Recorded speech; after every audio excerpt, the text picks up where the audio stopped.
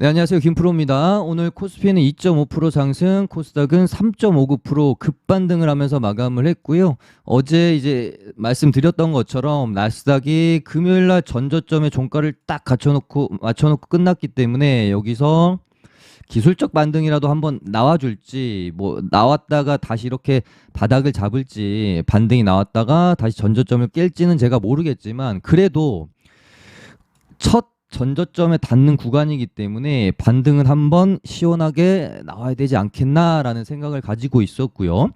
나스닥에 비해서 우리 증시의 낙폭이 현저히 컸기 때문에 지금 글로벌리 러시아를 제외하면 가장 하락폭이 컸잖아요. 그래서 나스닥보다는 반등이 나왔을 때 그 힘이 좀 더 셀 수 있겠다 생각했고, 어제 이제 기술적인 부분에 대해서 언급을 드렸죠.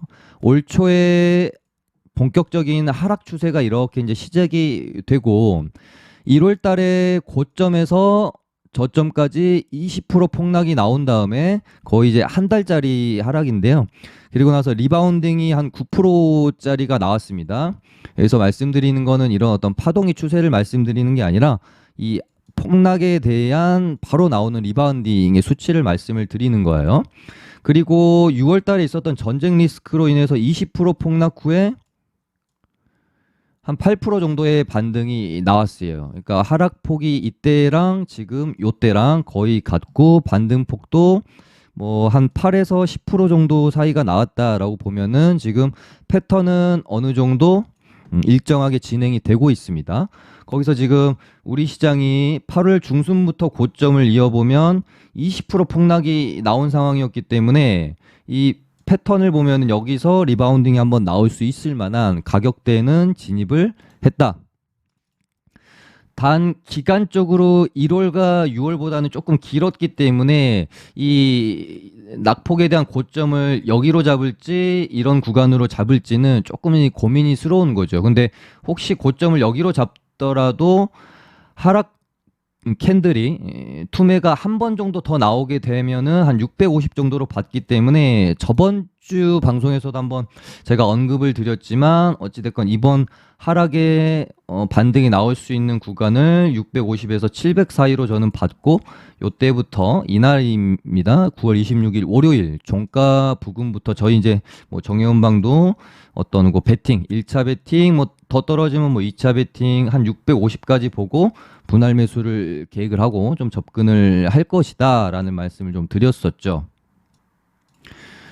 그리고 어제 이제 제가 보고 있는 지표 중에 그나마 시장의 단기 바닥을 예측할 때 가장 단순하고 신뢰도가 높은 지표로 저는 RSI 하나만 본다라고 말씀을 드렸고요.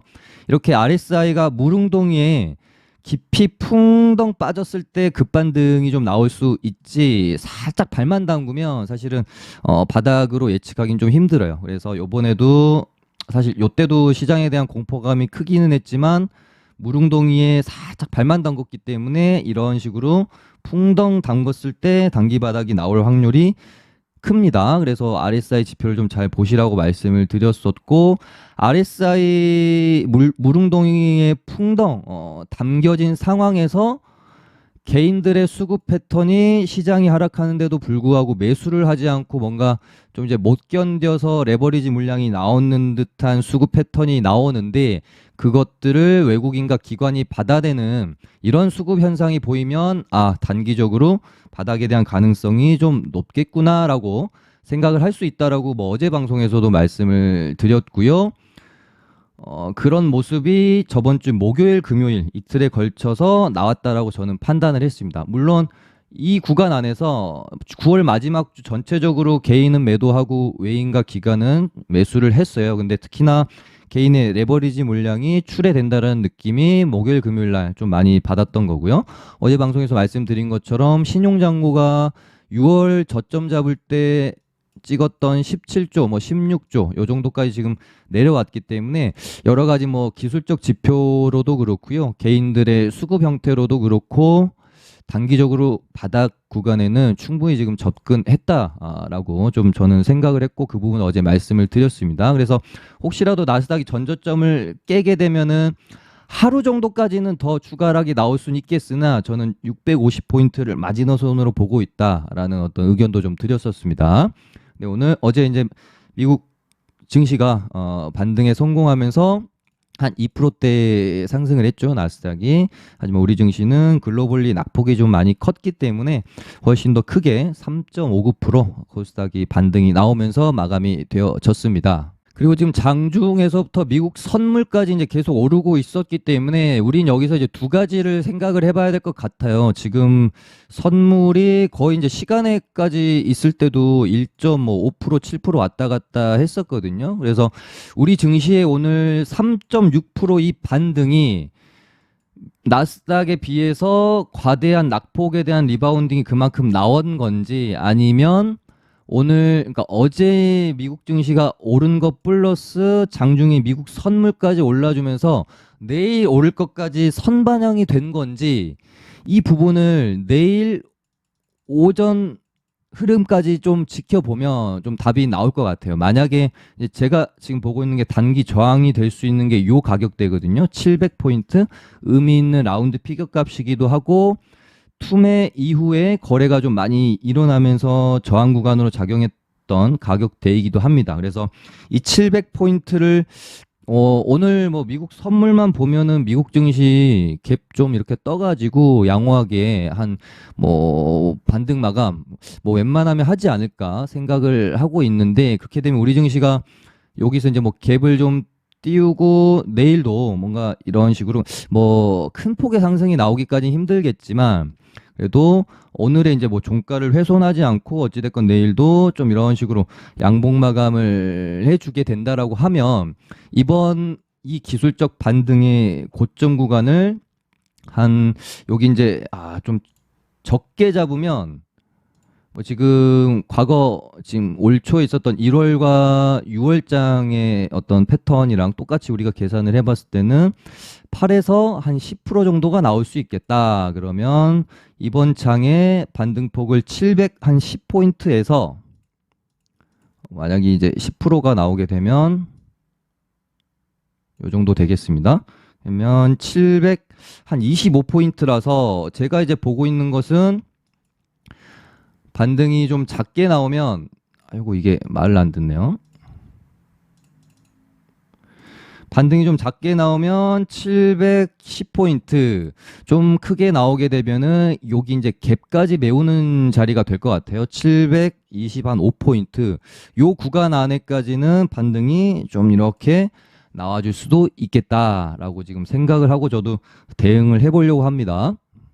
그리고 나서 얘네가 이런 식으로 V자 반등이 나오고 요렇게 가는 일은 아마도 힘들 거예요. 그러면은 반등이 나왔다가 또 한번 이런 식으로 눌렀다가 쌍바닥을 만들어 줄지, 아니면 기술적 반등으로 마무리를 짓고 전저점을 깨면서 또 한 번에 고통의 장이 시작될지 여부는 앞으로 우리가 지금 글로벌이 가지고 있는 리스크, 어제도 말씀드렸지만 트리거가 진짜 터지는지 터지지 않고 이대로 그냥 스무스하게 악재가 해소되는지 여부에 따라 달라지지 않겠느냐, 저는 그렇게 보고 있고, 지금으로서 뭐 생각할 수 있는 부분은 뭐 계속해서 뭐 영국발 금융위기랄지 크레딧 스위스의 파산설이랄지 뭐 신흥국들의 뭐 디폴트 문제랄지, 근데 이런 부분들은 제 개인적인 견해로는 당장 뭐 다음 주 다음 달에 발생할 수 있는 리스크는 아닐 것 같다. 혹시 발생이 되더라도 시간이 좀 걸리지 않을까라고 생각을 하고 있어서,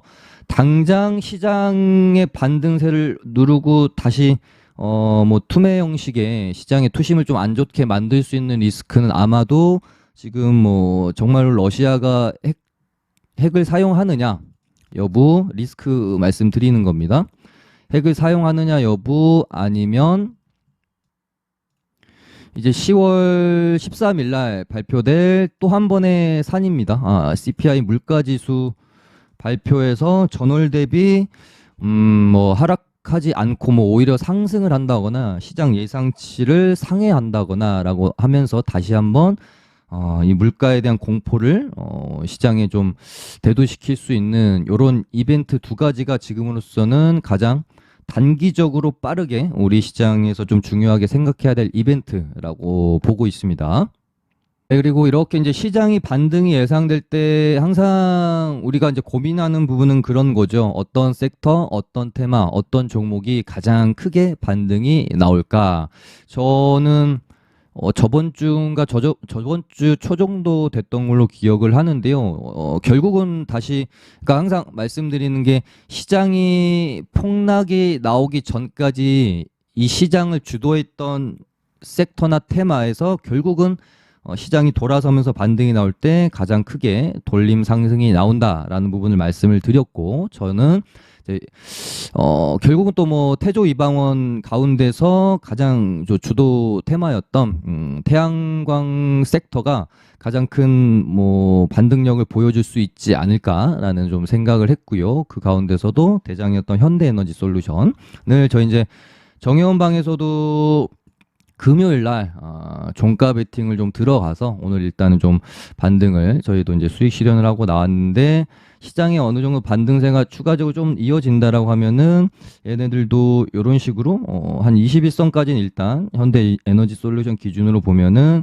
7만 원까지는 좀 무난하게 반등이 이어지지 않을까 생각을 하고요. 다시 좀 눌렸다가 이제 시장이 추가 상승이 나오느냐, 다시 이제 고꾸라지느냐에 따라서 반등으로 멈추느냐, 다시 한번 이런 식으로 끌고 가면서 한번 정고점까지 트라이를 하느냐, 요런 패턴으로 좀 갈 수 있게 되겠죠. 그래서 오늘 태양력 쪽에서 반등이 괜찮게 나왔고, 그 다음에 뭐 풍력이나 CS 윈드도 제가 요때쯤인가 한번 언급은 드렸던 것 같습니다. 시장 대비 그래도 좀 잘 버티는 듯한 모습이고, 요렇게 쌍바닥을 만들 거라 좀 보고 있다 멘트를 좀 드렸었고요. 오늘 이렇게 되면서 이쁘게 좀 쌍바닥을 만들어 놨어요. 근데 시장 대비 낙폭이 굉장히 컸던 종목은 아니기 때문에 돌림 반등이 오늘 뭐 엄청 그렇게 크지는 않았던 것 같아요. 이제 현대에너지 솔루션 같은 경우는 고점 대비 거의 30%의 반등 없는 하락이 나왔었기 때문에 오늘 반등도 꽤 크게 나왔다라고 보고 있고요.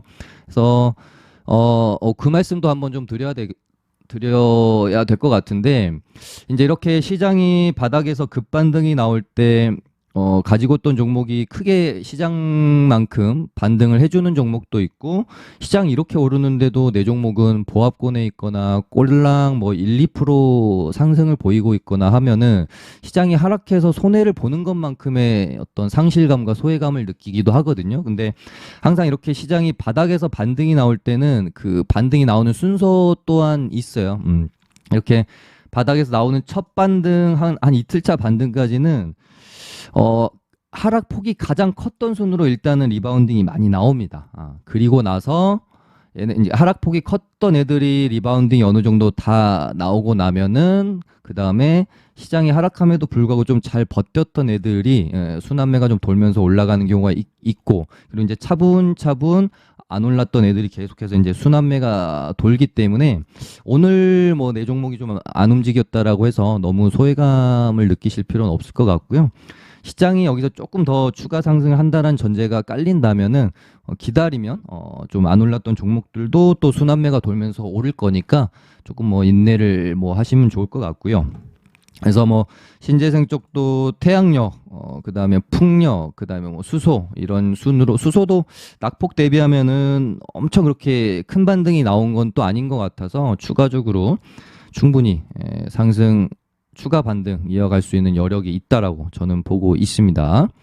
그다음에 뭐 방산 쪽도 오늘 뭐 현대로템, 하나에어로, LIG 넥스원 이런 순으로 일단 뭐 반등이 좀 나왔고요. 그러니까 태조 이방원 애들이 뭐 무난하게 전체적으로 반등이 좀 잘 나왔죠. 조선 기자재, 하이로 코리아나 뭐 성광밴드 애들도 괜찮았고, 뭐 2차 전지 쪽에서 뭐 금양이나 뭐 미래나노텍도 오늘 뭐 어마어마하게 반등이 나왔는데, 이제 금양이랑 미래나노텍 같은 경우는 원체 바닥권에서 시세가 너무 많이 났고, 그런 구간에서 오버슈팅이 나오고 나서 이렇게 쌍봉 만든 모습이 제 눈에 좀 너무 명징하게 보였기 때문에 이때 당시 방송에서도 쌍봉 맞고 떨어지는 고점이 나올 수 있으니 좀 조심하라고 말씀을 드렸죠. 그리고 나서 일단은 단기적으로는 쌍봉의 형태를 일단 보였습니다. 여기서 이제 다시 시장이 돌리면서 전고점까지 붙이는 추가 반등이 나올지 여부는 조금 더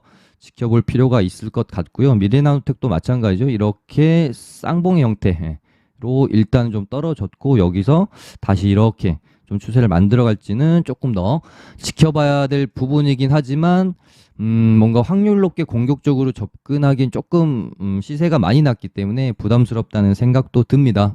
그리고 최근 시장 대비 그래도 잘 버티다가 막판에 좀 무너졌던 애들이 자율주행 애들이랑 이제 로봇 테슬라의 AI 로봇 데이를 앞두고 좀 로봇주들이 괜찮았었는데 잘 버티다가 결국은 무너졌었죠. 근데 모비라이 상장 재료를 좀 등에 업고 오늘 자율주행 애들이 큰 반등이 좀 나와줬고요. 뭐 모트렉스나 사실 모바일 어플라이언스 이런 애들을 개인들이 좀 많이 관심을 가지고 있었고 이런 구간까지는 꽤 잘 버티는 듯 했는데 결국은 시장 툼에 나오면서 무너지고 말았었죠. 근데 이런 식으로 추세를 아직까지 이제 뭐 역배열권으로 떨어진다 그러거나 흐름이 깨진 상황은 아니었기 때문에 이런 어떤 뭐 저가 구간에서 일단 돌림 반등 이런 식으로 좀 나와줄 것으로 좀 보고 있고요.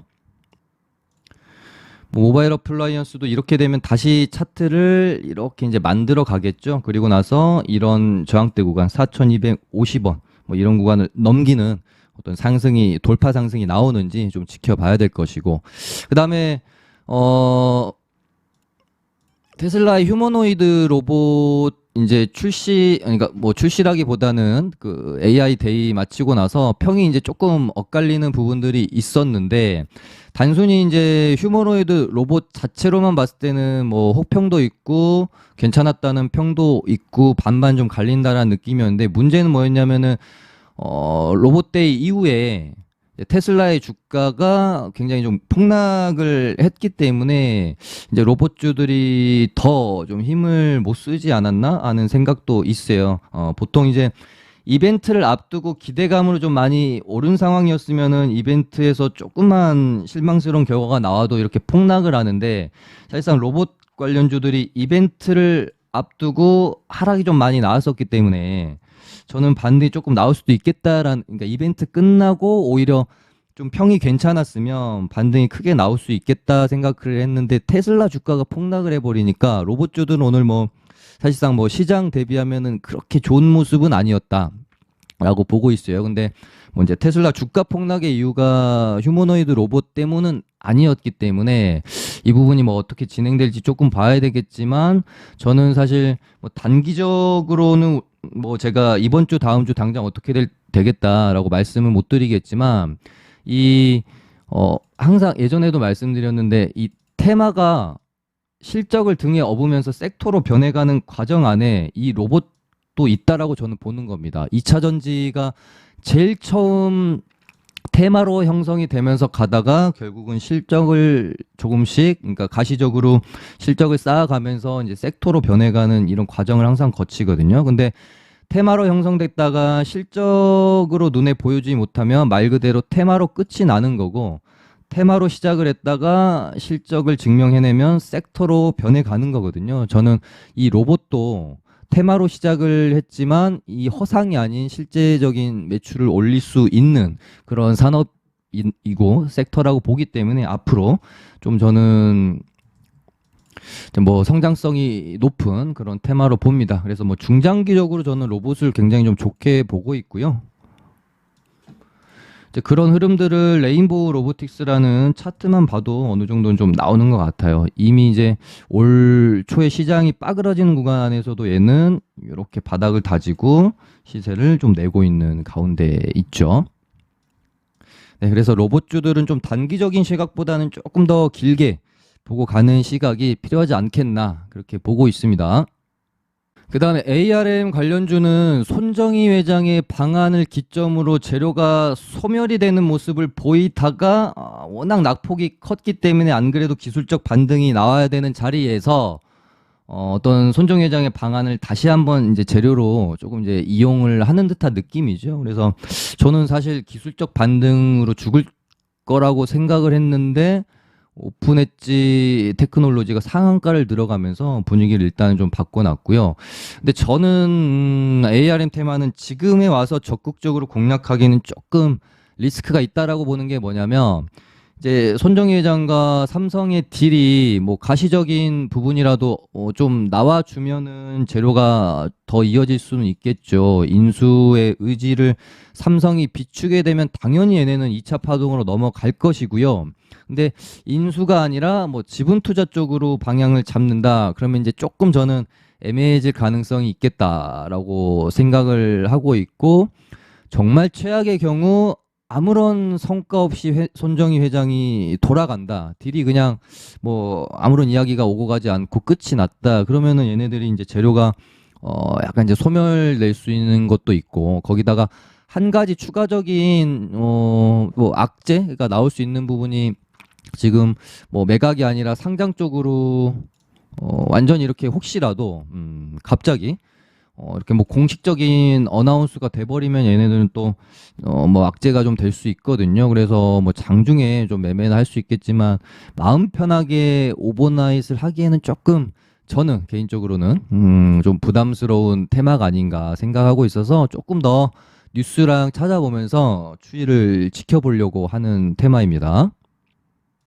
그 다음이 애플페이 테마 애들이 저는 조금 수상하다는 생각도 좀 들고요. 그 중에서도 일단은 뭐 아직까지는 명실상부 대장 역할을 하고 있는 한국정보통신이 여기서 이제, 그러니까 이걸 일파로 보느냐, 이 파동을 일파로 보느냐에 따라서 조금 시각은 달라질 수가 있을 것 같은데, 이 아랫 구간에서의 이 파동을 저는 준비를 한 어떤 뭐 매집의 과정을 거쳤던 파동이라고 보고, 이 부분을 일파로 본다라고 하면 일파 나오고 시장이 폭락이 나왔기 때문에 뭐 세력들이 생각했던 조정값보다 조금 더 밀렸을 수는 있겠죠. 그래서 시장이 폭락이 나오지 않았다라고 하면 제가 개인적으로 생각했을 때는 한 요 정도 구간, 13,000원 구간에서 이렇게 박스권을 좀 만들어 가다가 다시 2차 파동까지 충분히 넘어갈 수 있는 테마라고 저는 생각을 했는데, 일단 시장이 폭락이 나오면서 조금 더 추가 조정이 나온 게 이 부분이라고 저는 봅니다. 근데 여기서 어찌됐건 다시 이런 가격대를 넘겨주면서 흐름을 좀 만들어 놓고 2차 파동을 이렇게 넘어갈지, 이 부분을 좀 지켜봐야 돼.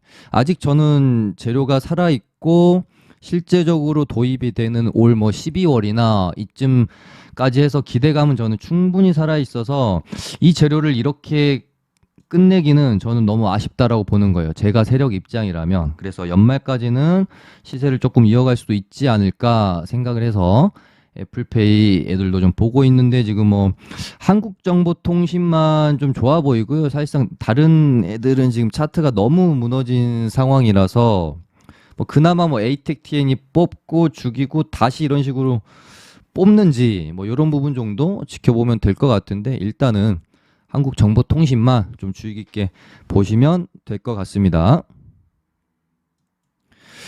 네, 뭐 이외에도 살펴봐야 될 테마와 뭐 섹터 종목들 사실은 너무 많기는 한데, 오늘은 일단은 시장 반등이 나옴에 따라 어떤 뭐 테마 섹터 뭐 현장 그런 뭐 구분 없이 전부 다 강세를 보이면서 좀 반등이 나왔고요. 여기서 이제 시장이 기술적 반등이 마무리가 되고 다시 뭐 눌렸다가 이렇게 이제 돌아 나간 구간에서 다시 뭐 시장을 주도할 수 있는, 좀 더 강하게 흐름을 이어갈 수 있는 테마 혹은 뭐 섹터에 대한 옥석이 가려질 것으로 보여집니다. 그래서 뭐 내일이나 어느 정도 그 기술적 반등에 대한 힘이 마무리가 되는 시점에서 조금 더 뭐 테마나 섹터에 대해서 디테일하게 이야기를 나눠보면 좋을 것 같고요. 지금은 그냥 시장이랑 같이 모든 종목들이, 그러니까 금리 해지 테마인 금리 인상 관련주들 제외한 거의 대부분의 섹터와 테마가 반등이 나오고 있는 상황이기 때문에 뭐 좀 더 지켜보고 추후에 디테일하게 이야기를 나눠보는 게 좋을 것 같네요. 좋아요 많이 눌러주시고요. 무료 체험방 참여하고 싶으신 분들은 링크로 카톡 주시면 초대해 드리도록 하겠습니다. 감사합니다.